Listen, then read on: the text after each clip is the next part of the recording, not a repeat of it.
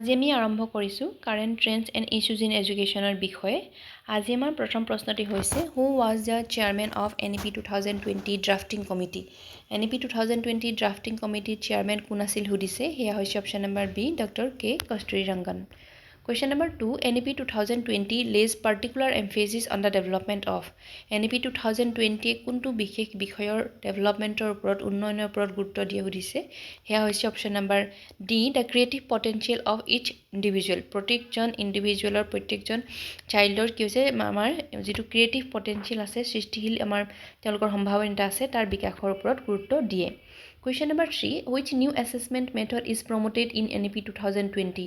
NEP 2020 কোনটো আমাৰ assessment method, নতুন assessment method promote কৰে সুধিছে, সেয়া হৈছে option number B continuous and comprehensive evaluation. তেওঁলোকৰ কণ্টিনিউৱাছ ইভালুৱেশ্যন হ'ব আৰু লগতে কম্প্ৰিহেনচিভ সকলোবিলাক দিশ সামৰি লোৱা হ'ব, যেনেকৈ তেওঁলোকৰ স্কলাষ্টিক হওক স্কলাষ্টিক হওক সকলোবিলাক দিশৰে ইভালুৱেশ্যন হ'ব। কেতিয়াবা এনেকৈ নাহি ফৰ্মেটিভ বুলিও আহিব পাৰে, ফৰ্মেটিভ ইভালুৱেশ্যন বুলিও থাকিব পাৰে।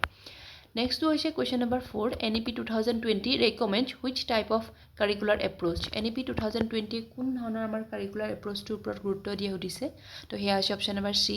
Multi disciplinary and flexible. এনেকুৱা নহয় যে ৰিজিড, ফ্লেক্সিবল, যাক আমি কিবা মনৰ ইচ্ছামতে আমি কি কৰিব পাৰোঁ, তেওঁলোকৰ সেই যিবিলাক ছাবজেক্ট আছে চিলেক্ট কৰিব পৰা বা অন্য ধৰণৰ কিছুমান সুবিধা আছে, যাক কোৱা হয় মাল্টি ডিচিপ্লিনাৰী এণ্ড ফ্লেক্সিবল, যিটো দৃঢ় নহয় দেই, সেইটো মনত ৰাখিব।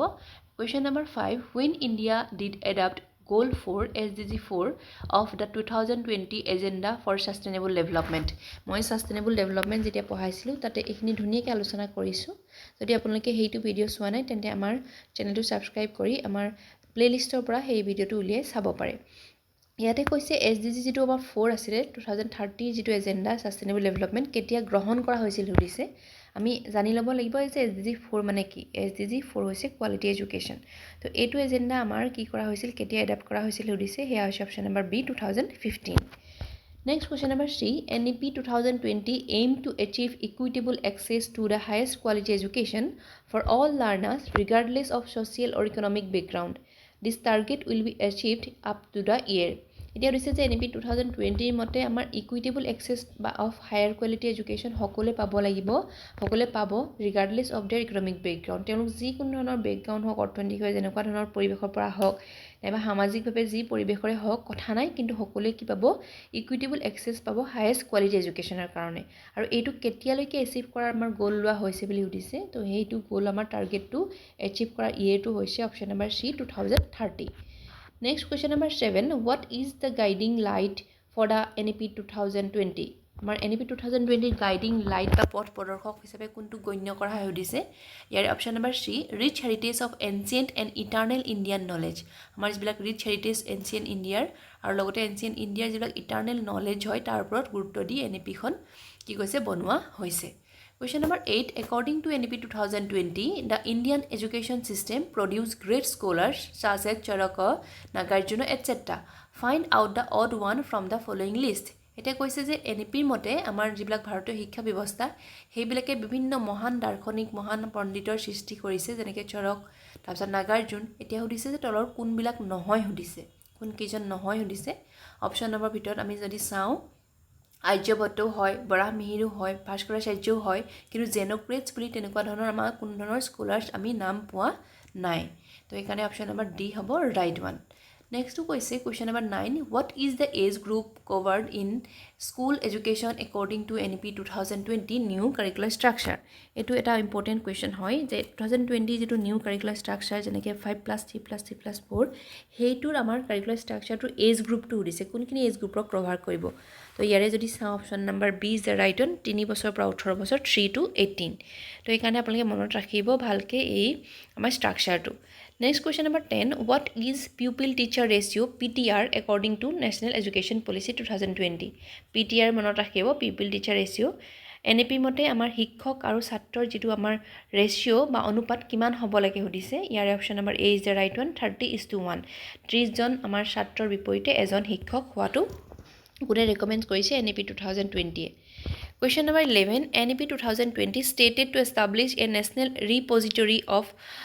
high quality resources on fundamental literacy and numeracy on government digital platform. What is the name of the government digital platform? এতিয়া আমাৰ NEP 2020 কি কৰিছে? এটা ৰাষ্ট্ৰীয় কোষাগাৰ আমাৰ এষ্টাব্লিছ কৰিছে কিহৰ কাৰণে হাই কোৱালিটি ৰিসোৰ্স পাবৰ কাৰণে য'ত ফান্ডামেন্টাল লিটাৰেচি আৰু নিউমেৰাচি আমাৰ গভৰ্নমেন্টৰ যেটো আমাৰ গভৰ্নমেন্টে হেতু আমাক ইনক্লুড কৰিছে এটা ডিজিটেল প্লেটফৰ্ম দিছে আৰু সেই ডিজিটেল প্লেটফৰ্মটোৰ নাম কি হৈছে তো ইয়াৰে অপচনছ বিলাকৰ ভিতৰত option number D is the right one Diksha আমি ইয়াৰ বিষয়েও আলোচনা কৰিছো যদি আপোনালোকে চোৱা নাই আগৰ আমাৰ ভিডিঅ'বিলাক চাব অপচন নম্বৰ ডি দীক্ষা আৰু দীক্ষাৰ ফুল ফৰ্মটো বহুবাৰ আহিছে কোৱেশ্চন সুধিছে তো দীক্ষা মানে হৈছে digital our infrastructure of knowledge sharing digital infrastructure of knowledge sharing question number 12 according to the national education policy 2020 teacher will be able to teach lesson in mother tongue or regional language up to এটা হৈছে এজন শিক্ষকে কিমান বছৰ বয়সলৈকে তেওঁলোকক কিমান আমাৰ গ্ৰেড ক্লাছলৈকে আমাৰ ৰিজনাল ল্যাঙ্গুৱেজ নাইবা মাদাৰ টাং তেওঁলোকৰ মাতৃভাষাত কি কৰিব পাৰিব শিক্ষা দিব পাৰিব ইয়াতে এটলিষ্ট বুলি দিছো দেই পাছলে আৰু এটা কোৱেশ্চন আছে তো এটলিষ্ট কিমান হ'ব অপচন নম্বৰ সি ইয়াতে আছে গ্ৰেড 5 লৈকে Next is question number 13. What is the key aim of education for imparting holistic development of learners according to NEP 2020? Find out the incorrect option. এটো ভালৰে মন দি চাব প্ৰশ্নটো এটাই সুধিছে যে কোনটো আমাৰ holistic development আমাৰ লাৰ্নাৰক দিয়াৰ ক্ষেত্ৰত কোনটো কি এইম হয় সুধিছে প্ৰথমতে যে কোনটো কি এইম হয় ইয়াৰ ভিতৰত নহয় কোনটো উলিয়াব লাগে ফাইন্ড আউট দা ইনকাৰেক্ট অপচন যেটো ভুল হ'ব আমাৰ আনসাৰ হেতুৱে শুদ্ধ হ'ব তো এই অপচনছ বিলাক আমি চাও প্ৰথমটো অপচনত কৈছে ইন্ডিভিজুৱেল উইথ 100% এমপ্লয়েবিলিটি আমাৰ NEP 2020 কোটো উল্লেখ নাই যে 100% আমাৰ কিৰিম নিয়োগ দিয়াৰ কথা নেক্সট কৈছে ইন্ডিভিজুৱেলছ ইকুইপড উইথ দা কি অফ 21st century skills যিবান 21 শতিকাৰ স্কিল আছে সকলোবিলাক ইকুইপ কৰা হ'ব ইন্ডিভিজুৱেলক ঠিকে আছে এটো creating holistic and well round development of individuals তো এটো ওয়েল ৰাউন্ডেড ইন্ডিভিজুৱেল আমাৰ ডেভেলপ ক্ৰিয়েট কৰাৰো এটা এইম আছে তাৰ পিছত কৈছে cognitive development and building character এটো হয় আছে কিন্তু এটা সুধিছে যে ফাইন্ড আউট দা ইনকাৰেক্ট অপচন আমাৰ ভুলটোৱে সুধিছে আমাৰ যেটো ভুল হেতুৱে শুদ্ধ হ'ব ভুল হৈছে আমাৰ option number A individual with 100% employability তো এই কাৰণে আমাৰ 13 এ হ'ব শুদ্ধ উত্তৰ Question number 14 Ministry of Human Resource Development MHRD renamed as এইটো এটা কোৱেশ্চন ইম্পৰ্টেন্ট হয় আমাৰ আগতে যেটো আমাৰ এটো অপচন হ'ব option number C Ministry of Education আমাৰ যেটো শিক্ষা বিভাগ হয় হেতু আগতে জনা গৈছিল কি ministry of human resource development মানৱ সম্পদ উন্নয়ন মন্ত্ৰালয় এতিয়া মানৱ সম্পদ উন্নয়ন মন্ত্ৰালয় বুলি নকয় এতিয়া বৰ্তমান সময়ত কয় কি মিনিষ্ট্ৰি অফ এডুকেশ্যন আৰু 1947 ত এষ্টাব্লিছ হৈছিল যেতিয়া এষ্টাব্লিশমেন্ট হৈছিল তেতিয়া কিন্তু তাৰ নাম মিনিষ্ট্ৰি অফ এডুকেশ্যনে আছিল কিন্তু 1985 যেতিয়া ৰাজীৱ গান্ধী প্ৰাইম মিনিষ্টাৰ আছিল তেওঁৰ দিনত মানে ইয়াৰে যেটো মিনিষ্টাৰ হি মিনিষ্ট্ৰি হে মিনিষ্ট্ৰি নাম হলনি কৰি কৰা হৈছিল কি ministry of human resource development আকৌ পুনৰ কি কৰা হল যেতিয়া আমাৰ NEP 2020 যেতিয়া মোডি গভৰ্নমেন্টৰ আন্ডাৰত আকৌ পুনৰ ইয়াৰ নামটো কি কৰা হল আমাৰ মিনিষ্ট্ৰি অফ এডুকেশ্যন পুনৰ আগৰ নামটোৱে অনা হল তো এইকেইটা কাৰণে ইম্পৰ্টেন্ট হয় এটো কোৱেশ্চন দেই কোৱেশ্চন নম্বৰ 15 টো কৈছে the new education policy 5+3+3+4 stage 5 is known as দেখিছেনে এটো কিমান ইম্পৰ্টেন্ট হয় এটো আপোনালোকে জানে মই জানে কিন্তু হলেও এটো এনেকুৱা এটা কোৱেশ্চন হয় কনফিউজিং হয় সেই কাৰণে আপোনালোকে ষ্টেজেছ বিলাক ভালৰে মনত ৰাখিব আমি 5 নম্বৰ যেটো ষ্টেজ হয় 5 যেটো যত আছে 5 টোত সেই 5 টো আমি জানো যে ফাউন্ডেশনাল ষ্টেজ অপচন নম্বৰ এ তাতে আপোনালোকে ভালকে চাই লব বয়স কিমানলৈকে ইনক্লুড কৰিছে আৰু লগতে আমাৰ স্কুল মানে ক্লাছ কোনখিনি গ্ৰেড কোনখিনি ইনক্লুড কৰিছে প্ৰথমটো 5 নম্বৰ যেটো গম পালো যে 5 টো হ'ব আমাৰ ফাউন্ডেশনাল ষ্টেজ আৰু 3 টো হ'ব প্ৰিপাৰেটৰি ষ্টেজ তাৰপিছত আকৌ 5+3+ আকৌ 3 হ'ব 3 টো হ'ব মিডল ষ্টেজ আৰু থাকিলে গৈ কি আমাৰ 4 হ'ব আমাৰ সেকেন্ডাৰী ষ্টেজ তো এটো ভালদৰে মনত ৰাখিব জানে এটো জানো কিন্তু হলো কনফিউজিং হয় এটো বস্তুটো নেক্সট হৈছে question number 16 what percentage of GDP will be spent by union government in the new education policy 2020 তো এটো আগতে এবাৰ কোৱেশ্চন আহিছে GDP কিমান শতাংশ খৰচ কৰিব হদিছে গভৰ্নমেন্টে নতুন এডুকেশ্যন পলিচি নামত তো ইয়া হৈছে option number A 6% Question number 17 according to the national education policy 2020 vocational education will be started from which class এটা আমাৰ বৃত্তিমূলক শিক্ষা কোনটো ক্লাছৰ পৰা ষ্টাৰ্ট হ'ব হদিছে আৰম্ভ হ'ব হেয়া হৈছে অপচন নম্বৰ ডি ক্লাছ 6 ৰ পৰা ষ্টাৰ্ট হ'ব grade 6 Next question number 18 the new education policy replace which of the following এটো এটা ইম্পৰ্টেন্ট হয় যেটো নিউ এডুকেশ্যন পলিচি কোনটো পলিচিক ৰিপ্লেস কৰিছে হদিছে হেয়া হৈছে অপচন নম্বৰ বি আমাৰ নেশনাল পলিচি অন এডুকেশ্যন 1986 তাৰ আগৰটো আছিল কি 68 ক উল্টা কৰিলে 86 তাৰপিছত এতিয়া হ'ব 2020 Next to 19 number question আছে which of the following state was the first to implement new education policy 2020 কোনখন ফার্স্ট স্টেট হয় যি আমাৰ NEP ইমপ্লিমেন্ট কৰিছে সুধিছে তো ওভাৰঅল সুধিছে দেই এটো হেকানে হ'ব অপচন নম্বৰ বি কৰ্ণাটক কিন্তু প্ৰিপেৰেটৰিটো কোনে কৰিছে বা এনেকুৱা বেলেগ বেলেগকেও আহে কিন্তু ইয়াতে আমি ওভাৰঅল বুজাইছো ইয়াতে হৈছে ফাৰ্স্ট হ'ব আমাৰ Karnataka Question number 20 as per NEP 2020 NMM stands for NMM মানে কি হৈছে abbreviation হয় ইয়া আছে option number A National Mission for Mentoring Question number 21 the target of new education policy 2020 is to provide quality education to every child between the age of 8 to 13 by which year এটা কিমান বছৰলৈকে আমাৰ target কৰিছে আমি already কৈছো এটো 8 to 13 হ'ব না লাগিছিল নেকি এটো 8 to ঠিক আছে 8 to 13 তো এইটো কেতিয়া আমাৰ টাৰ্গেটটো এচিভ কৰাৰ কথা কৈছে সুধিছে ইয়াৰে অপচন নম্বৰ আমাৰ A হ'ব 2030 is the right one next হৈছে question number 22 the national education policy 2020 targets 100% gross enrollment ratio GER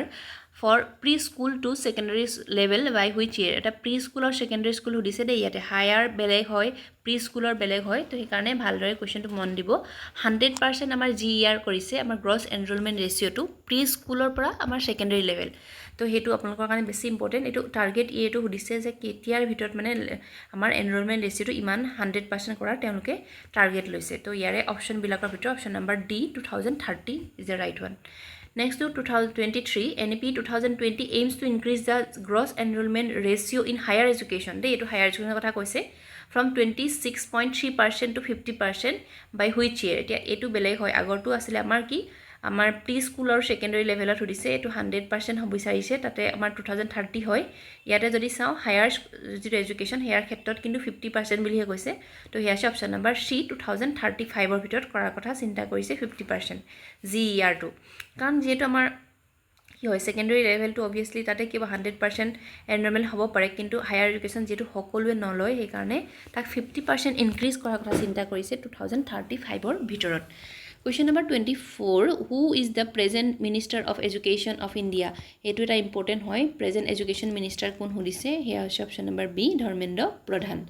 Question number 25 which is the primary goal of the national education policy 2020 primary goal কি সুধিছে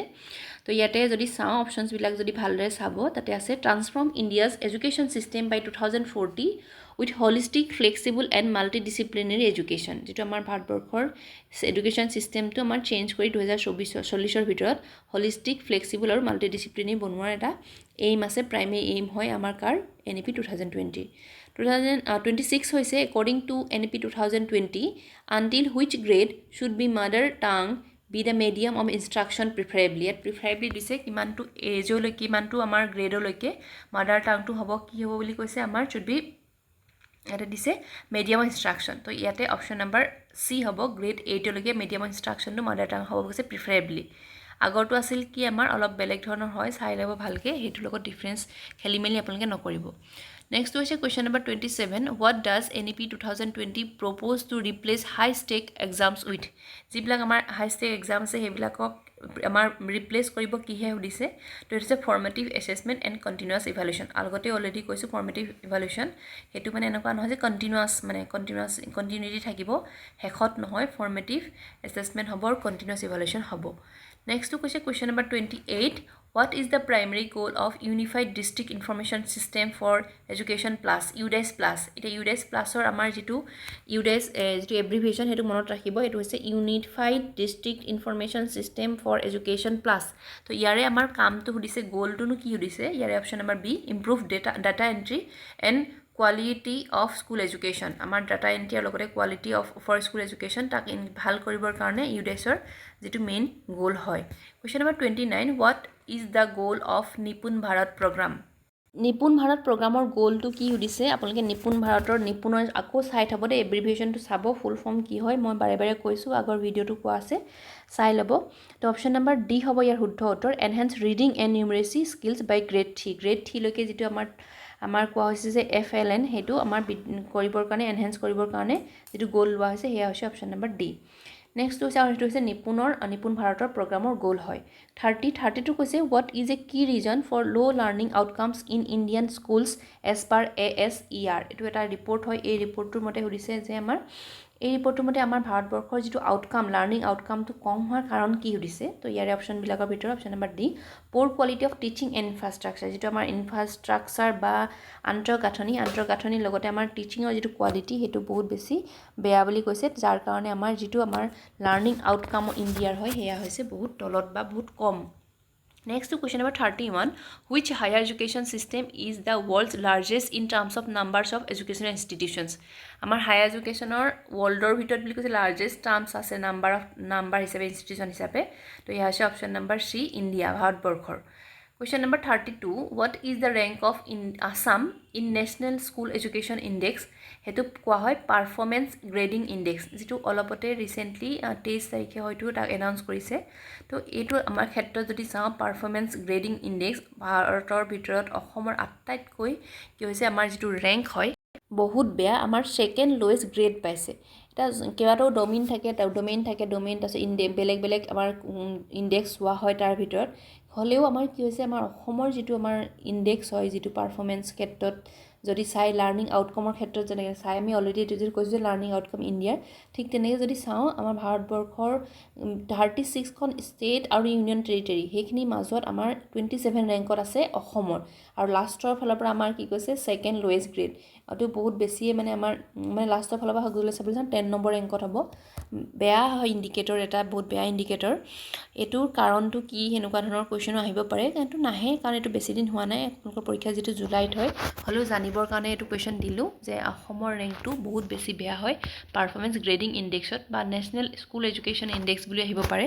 তো সেই ক্ষেত্ৰত এতিয়া performance grading index মানেনো কি এটা দি দিছো এটো এটা এনেকুৱা এটা টুল হয় ডেভেলপ কৰে কোনে মিনিষ্ট্ৰি অফ এডুকেশন হেতু কি কৰিবৰ কাৰণে এক্সেস কৰিবৰ কাৰণে the performance of the states and union territories in school education আৰু ই কি কৰে it provides comprehensive analysis of the education system across various domains কৈছো নহয় কেবাটাও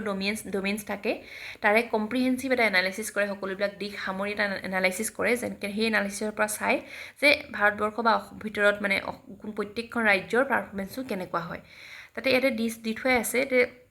ওয়েটেজ থাকে টোটাল ওয়েটেজ 1000 পইণ্ট থাকে 73 টা ইন্ডিকেটৰ থাকে আৰু তাতে গ্ৰুপ কৰি দিয়া হয় বেলেগ কেটেগৰি আউটকাম গভৰ্নেন্স আৰু মেনেজমেন্ট প্ৰত্যেকৰ ক্ষেত্ৰত আৰু তাকো আকৌ ডিভাইড কৰা হয় ছটা ডোমেইনত লাৰ্নিং আউটকাম কি হয় এক্সেস আছে ইনফ্ৰাষ্ট্ৰাকচাৰ ফেসিলিটি কেনেকুৱা হয় ইকুইটি বা গভৰ্নেন্স প্ৰসিডিউৰ কেনেকুৱা হয় তো টিচাৰ এডুকেশন বা ট্ৰেইনিং কেনেকুৱা হয় গুটেইবিলাক ভাগ কৰি দিয়া হয় গুটেইবিলাকৰ ফালৰ পৰা চাই আমাৰ অসমৰ ৰেংকটো ইমানে বেয়া যে আমাৰ লাষ্টৰ ফালৰ পৰা আমি কৈছো সেকেন্ড লোয়েষ্ট গ্ৰেড হয় এটা ভাবিবলগীয়া কথা বাকি এইখিনি আছিল আজিৰ আমাৰ ভিডিও বিজিলাক কোৱেশ্চন আনসাৰ্স আশা কৰা আপোনালোকে ভাল পাইছে এনেদৰে আপোনালোকে পঢ়ি থাকক ভাল হ'ব আপোনালোকৰ ৰিজাল্ট আৰু আশা কৰো আপোনালোকে আমাৰ ভিডিওবিলাক চাই সাবস্ক্ৰাইব কৰিব চেনেলটো আৰু লগৰ বন্ধু বান্ধৱীক শ্বেয়াৰ কৰিব থ্যাংক ইউ ফৰ ওয়াচিং